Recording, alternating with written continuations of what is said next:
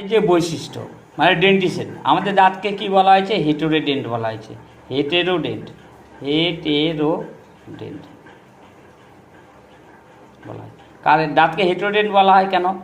যে কারণ জানো যে আমাদের মুখের মধ্যে যে মুখবিবর বা আছে তাদের বিভিন্ন প্রকার দাঁতের বৈশিষ্ট্য দেখা যায়, বিভিন্ন প্রকার দাঁত দেখা যায়, মানে different type of teeth, different type of teeth, type of teeth, বিভিন্ন প্রকার দাঁত দেখা যায়।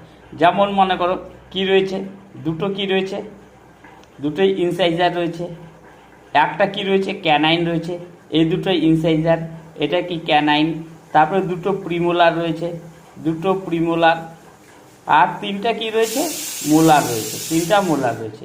এই কারণে দাঁতকে কি বলা হয়েছে আমাদের? হেটেরোডেন্ট বলা হয়েছে। এদের কাজও আলাদা।